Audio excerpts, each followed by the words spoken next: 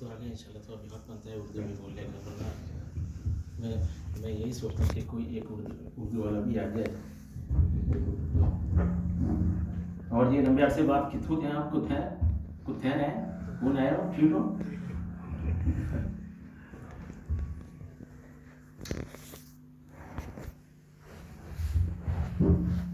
سورہ زان انشاءاللہ یا تو اسٹارٹ ہوگا تو کوشش ہو بیان شروع ہوگا. بیان ختم کرنے کے بعد انشاءاللہ میں اذان پڑھ دوں گا انشاءاللہ، پھر اذان کے بعد سورہ پڑھیں گے. الحمد لله وحده والصلاة والسلام على من لا نبي بعده. أما بعد فأعوذ بالله من الشيطان الرجيم. ولله على الناس حج البيت من استطاع إليه سبيلا ومن كفر فإن الله غني عن العالمين. صدق الله العظيم. وقال النبي صلى الله عليه وسلم من حج لله فلم يرفث ولم يفسق رجع كيوم ولدته أمه أو كما قال النبي صلى الله عليه وسلم. رب اشرح لي صدري ويسر لي أمري واحلل عقدة من لساني يفقه قولي. ربي زدني علما سبحانك لا علم لنا إلا ما علمتنا إنك أنت العليم الحكيم. قال الله عز وجل إن الله وملائكته يصلون على النبي يا أيها الذين آمنوا صلوا عليه وسلموا تسليما. عقيدة محبت کے ساتھ درود شریف پڑھیں. اللهم صل على محمد النبي الأمي وعلى آله وأصحابه وسلم تسليما.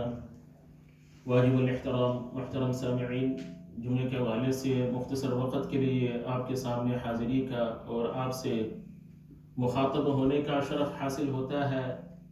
اللہ رب العالمین اس مختصر مجلس کو محض اپنے فضل و کرم سے قبول فرما کر ہمارے لیے نجات کا ذریعہ بنائے. آمین. اور مجھے معافی ضمیر کو خوبصورت انداز میں پیش کرنے کی توفیق عطا فرمائے. آمین. اور مجھ سے وہ بات کہلوائے کہ جس سے مجھے اور آپ کو نفع پہنچے. آمین. اور سب سے پہلے مجھے اور پھر آپ کو سمجھ کر عمل کی توفیق عطا فرمائے. آمین. ذوالحجہ کا مہینہ ہے، حج کا مہینہ ہے، اور حج کی نسبت سے اور ذوالحجہ کی نسبت سے آج مجھے کچھ معروضات پیش کرنی ہے. اس سے پہلے گزشتہ مجلس میں یہ بات چل رہی تھی کہ اللہ رب العالمین جو بڑا مہربان ہے ہم پہ ناراض ہے، ہم نے ناراض کیا ہوا ہے، جس کی وجہ سے ہم پر عذاب اور وبا ہے. چونکہ قرآن پاک میں اللہ رب العالمین نے فرمایا کہ جو کچھ ہے تمہارے ہاتھوں کی کمائی ہے. ہمارے گناہوں کی وجہ سے یہ عذاب جو آتا ہے ہمارے گناہوں کی وجہ سے ہے، لیکن اللہ بڑا معاف کرنے والا ہے. اللہ کو منانا اور اللہ کو راضی کرنا بہت آسان ہے. اور کیا ہے ڈاکٹر صاحب جو میں عرض کر رہا تھا وہ توبہ ہے. توبہ کرنی ہے اور استغفار کرنا ہے. توبہ سے اللہ تمام گناہوں کو معاف کر دیتا ہے اور بہت جلد راضی ہو جاتا ہے. سبحان اللہ. اور اسی طرح جو اللہ کے حبیب جو رحمت للعالمین ہے وہ بھی ہم سے روٹا ہوا ہے. تو آج اس مجلس میں ہم اللہ کے حبیب رحمت للعالمین صلی اللہ علیہ وسلم کو منا کر ہم اٹھیں. ہم اس نیت سے بیٹھے کہ ہم حضور پاک صلی اللہ علیہ وسلم کو منا کے اٹھیں گے.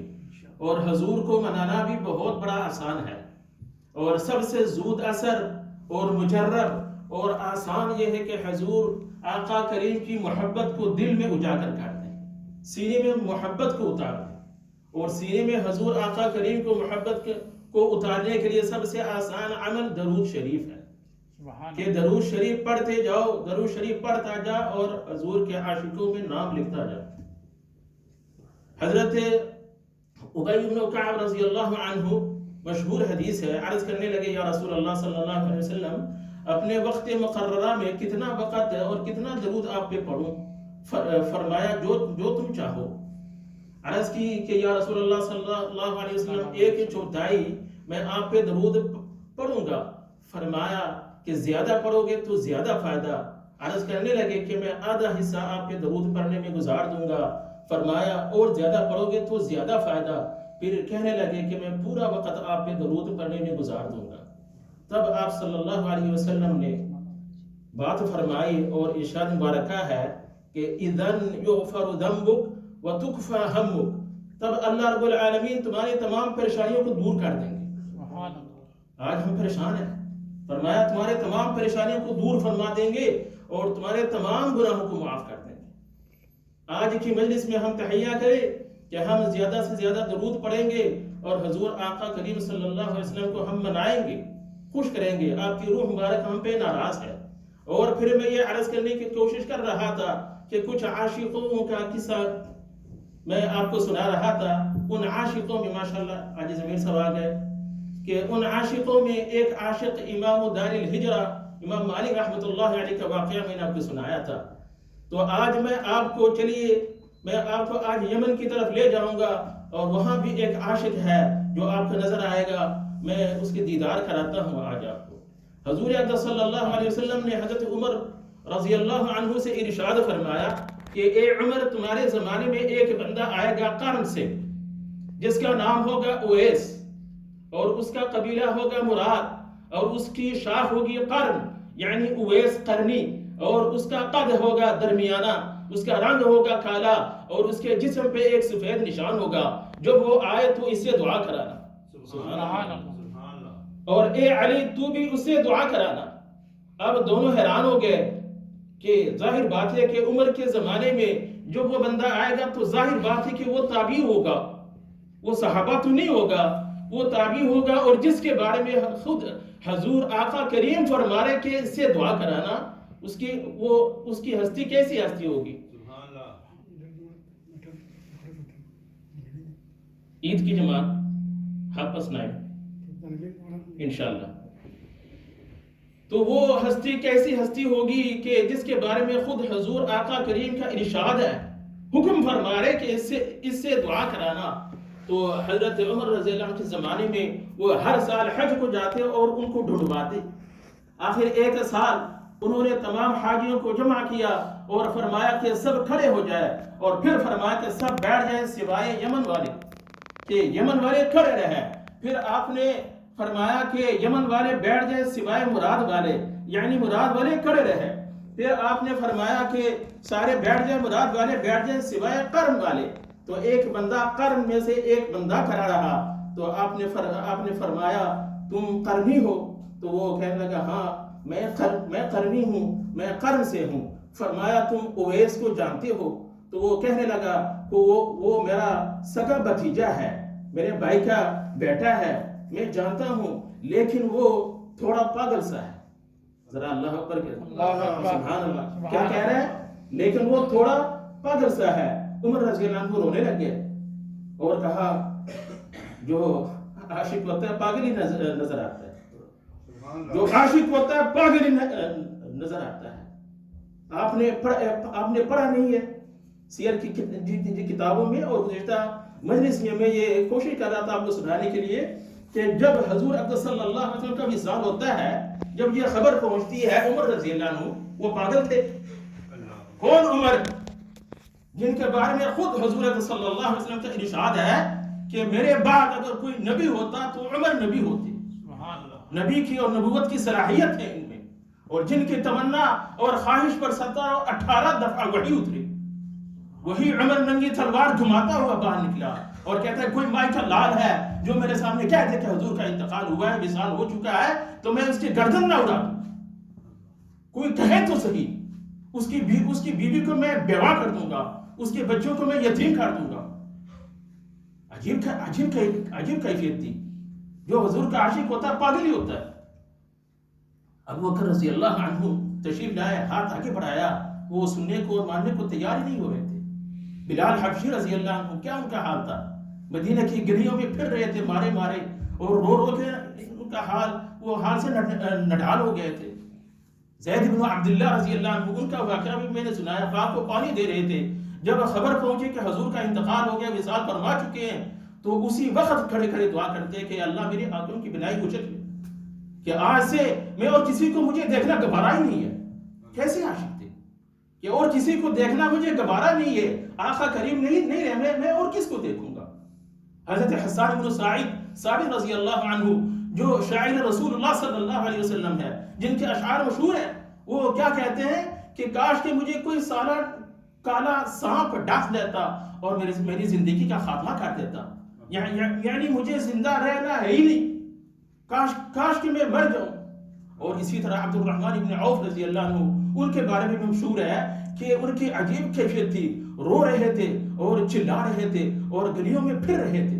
حضرت فاطمہ رضی اللہ عنہا، ان کے بارے میں بھی اشعار ہے، وہ کہتی ہے، اس کا خلاصہ یہ ہے کہ مجھ پہ مصیبتوں کی پہاڑ ٹوٹ پڑے ہیں کہ اگر یہ مصیبتیں روز روشن پہ پڑتی تو سیاہ راتیں بن کے رہ جاتی۔ تو صحابہ رضی اللہ عنہ کیسے عاشق تھے، صحابہ رضی اللہ عنہ کو کیسے عاشق تھے حضور کے، اس کا ہم تصور بھی نہیں کر سکتے کہ کعبۃ اللہ کی پہلی دیدار پہ، پہلی نظر پہ دعا قبول ہوتی ہے، کعبۃ اللہ کی پہلی نظر پہ دعا قبول ہوتی ہے۔ امام اعظم ابو حنیفہ رحمۃ اللہ علیہ سے پوچھا گیا اور ان سے پوچھا جاتا ہے کہ جب پہلی نظر آپ کی پڑے تو پھر آپ کون سی دعا کریں گے؟ تو آپ کو فرمانے لگے کہ میں رب سے یہ دعا کروں گا، ربا تو مجھے مستجاب الدعوات بنا دے۔ اسی وقت تو ساری دعا تو میں نہیں کر سکتا، میں کہوں گا ربا تو مجھے مستجاب الدعوات بنا دے، جتنی دعائیں میں نے کی ہے قبول کر، اور جتنی میں دعائیں کروں گا قبول کر لے، اور پھر اخیر میں آرام سے لسٹ لے کے بیٹھ جاؤں گا، ساری دعائیں میں کرتا رہوں گا۔ اسی طرح امام ربانی رشید احمد گنگوہی رحمۃ اللہ علیہ سے پوچھا جاتا ہے کہ بالفرض، آپ یقین، اب یہ آپ سوچ لیں، بالفرض اگر کہ آپ سے خود رب العالمین یہ کہہ دے کہ رشید، کعبہ کی پہلی نظر پہ میں تیری ایک دعا قبول کروں گا، تو آپ کون سی دعا کریں گے؟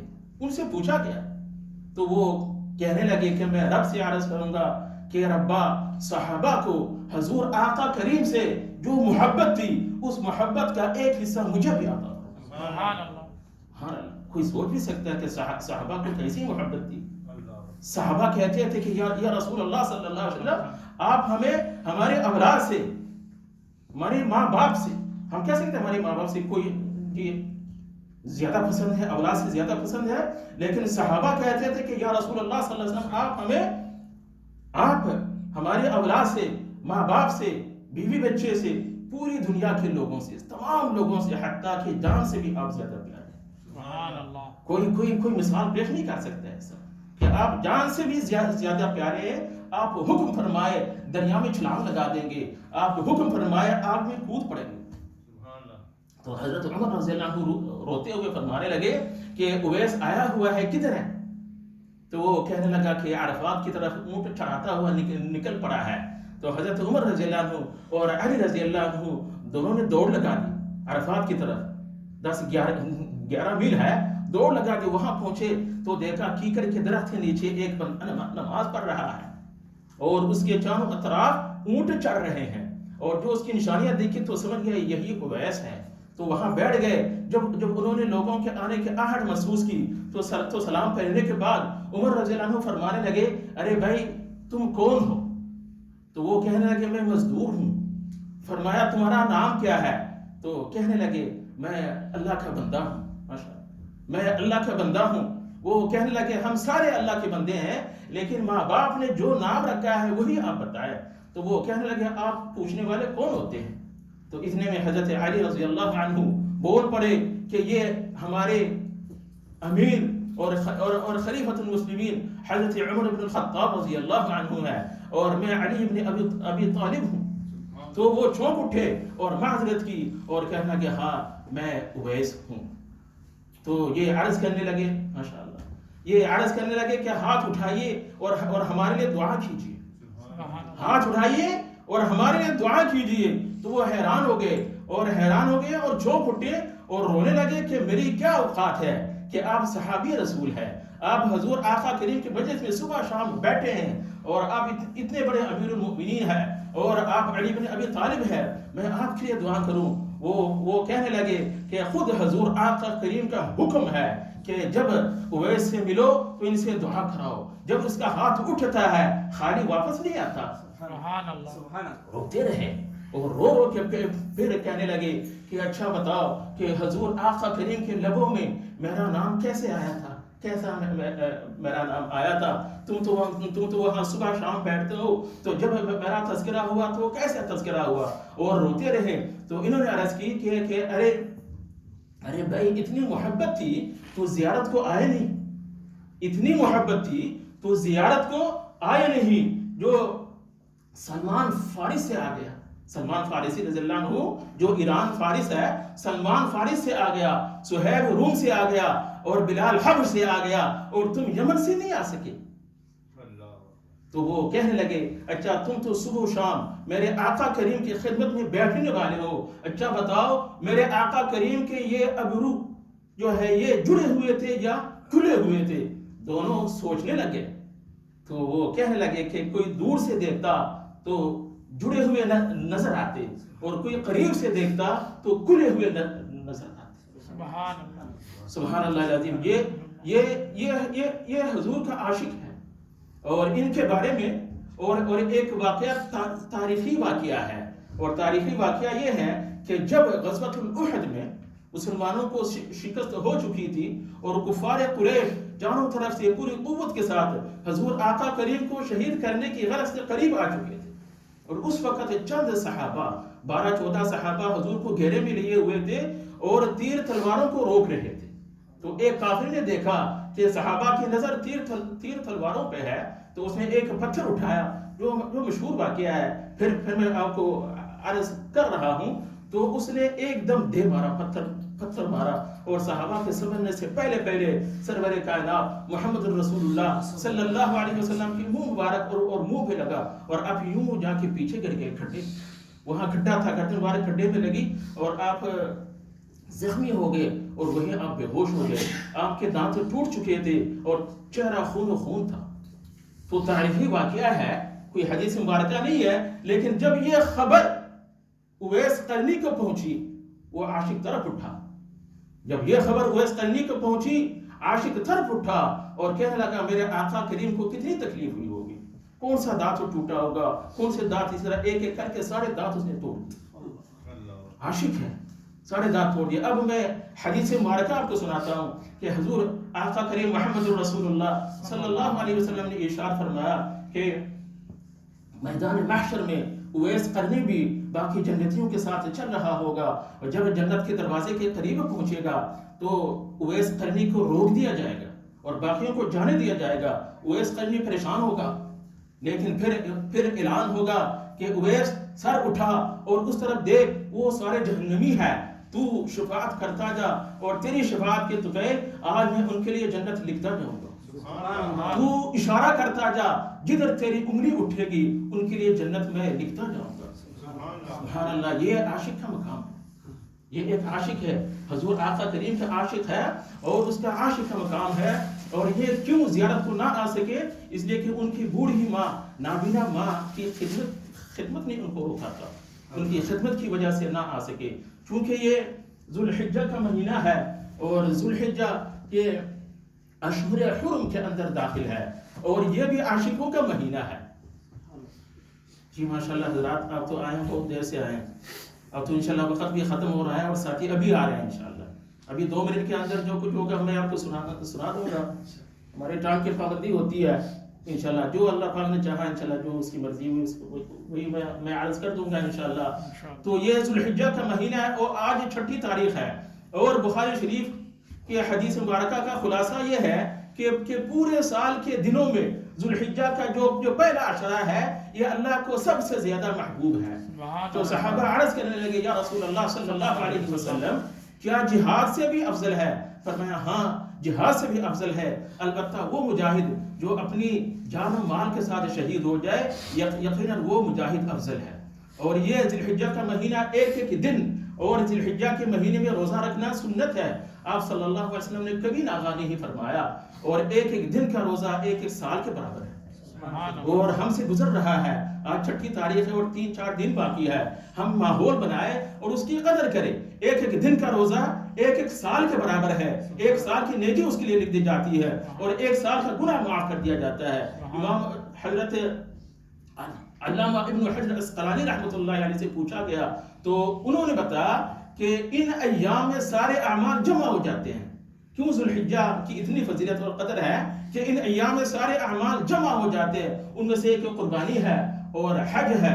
اور اسی طرح علامہ منذری رحمۃ اللہ علیہ الترغیب والترہیب میں لکھتے ہیں کہ یہ جو یوم العرفہ ہے، یوم العرفہ کہتے 1000 دن کے برابر ہے. لکھتے 1000 دن کے برابر ہے. اور 1000 دن کو آپ گنتی لگائے تو تقریباً 3 سال کے برابر ہے. اسی طرح مسلم شریف کی حدیث ہے جو عرفہ کا روزہ رکھتا ہے تو اس کے اگلے اور پچھلے 2 سال کے گناہ معاف ہو جاتے ہیں. عرفہ کا روزہ 2 سال کے برابر ہے. مسلم شریف کی حدیث ہے. اس کا خلاصہ میں آپ کو بتا رہا ہوں کہ عرفہ کا روزہ اور یہ منڈے ہے نبی ذی الحجہ، یہ عرفہ ہے. اور ہم سب کوشش کریں انشاءاللہ نیت کر کے ہم عرفہ کا روزہ رکھیں گے. عرفہ کا روزہ 2 سال کے برابر ہے کہ اگلا اور پچھلا 2 سال کے گناہ معاف ہو جاتے ہیں. اور شیخ الحدیث زکریا رحمۃ اللہ علیہ نتیجے کے طور پر بتاتے ہیں کہ جس نے 1 سال اور جینا ہے، جس نے 1 سال اور جینا ہے تو وہ عرفہ کا روزہ رکھ لے. گزشتہ سال بھی میں نے آپ کو بتایا تھا اسی انداز میں، جس نے 1 سال اور جینا ہے عرفہ کا روزہ رکھ لے. جب وہ زندہ رہے گا تب تو وہ گناہ کرے گا اور اس کے گناہ معاف ہوں گے. اگر زندہ رہا تب وہ گناہ کرے گا اور اس کے گناہ معاف ہوں گے. ہم اس کی قدر کریں انشاءاللہ. رمضان میں ایک ماحول بنتا ہے، ہم رمضان کی قدر ہوتی ہے بعینہ ہی. اسی طرح جو ذوالحجہ کے جو پہلا عشرہ ہے اسی ماحول کی ضرورت ہے. ذوالحجہ کی جو پہلا عشرہ ہے ماحول کی ضرورت ہے. باقی جو عاشقوں کا جو سفر ہے، حج ہے، اس کا شاید آج میں نہیں بتا سکوں گا، ٹائم بالکل کم ہے. اور ان ایام میں اللہ رب العالمین کو 4 اعمال سب سے زیادہ پسندیدہ ہے.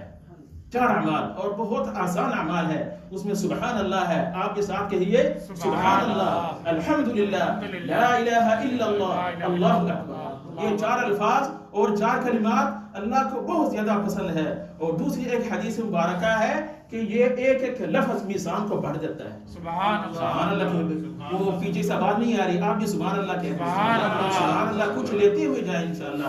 سبحان اللہ، الحمدللہ، لا الہ الا اللہ، اللہ اکبر. ایک لفظ میزان کو بھر دیتا ہے. اور دوسری حدیث مبارکہ ہے آسمان اور زمین کا جو خلا ہے نیکیوں سے بڑھ جاتا ہے. سبحان اللہ. اس کے لیے بھی سبحان اللہ بنتا ہے. سبحان اللہ. اور باقی ایک سبحان اللہ سے جنت میں ایک پودا لگتا ہے جو مشہور حدیث ہے. ایک پودا لگتا ہے، درخت لگتا ہے جس کے درخت کے سائے تلے 100 سال گھوڑا دوڑ سکتا ہے. اور بھی ایک واقعہ میں نے سنایا تھا کہ اس کے سلیمان علیہ السلام کے زمانے میں اپنے لاؤ لشکر کے ساتھ ہوا ان کی مسخر، ہوا ان کے تابع تھی.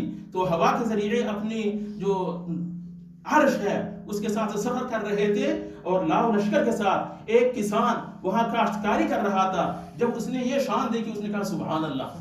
آپ بھی سبحان اللہ کہیں انشاءاللہ. سبحان اللہ یہ آپ لیتے ہوئے انشاءاللہ. سبحان اللہ. اس نے زور سے سبحان اللہ کہا. جب ان کے کان میں یہ آواز پہنچی انہوں نے ہوا کو حکم دیا کہ ان کے نیچے اترو. اور کسان سے کہنے لگے تم نے کیا کہا؟ تو اس نے ڈرتے ہوئے کہا کہ میں نے سبحان اللہ کہا. تو انہوں نے کہا کہ اس کا کیا مطلب ہے، کیوں تم نے کہا؟ اس نے کہا کہ آپ کی شان بڑی ہے. اتنی بڑی شان دیکھے سبحان اللہ کا لفظ مجھ سے نکل گیا. فرمایا ارے بھائی میری جو شان ہے فانی ہے، ختم ہونے والی ہے، لیکن سبحان اللہ کبھی ختم نہیں ہونے والا ہے. تو مجھے اپنا سبحان اللہ دے دے اور یہ شان اور یہ ساری چیزیں لے لے. سبحان اللہ. اس کے لیے حق بنتا ہے سبحان اللہ. الحمدللہ، لا الہ الا اللہ، ولا حول ولا قوة الا باللہ العلی العظیم. وآخر دعوانا الحمدللہ رب العالمین. اذان ہوئی نہیں، ابھی میں اذان پڑھ دیتا ہوں، اس کے بعد آپ سنت پڑھ لیں اور وقت پہ انشاءاللہ نماز کھڑی کر دیں گے انشاءاللہ. اللہ اکبر، اللہ اکبر، اللہ اکبر، اللہ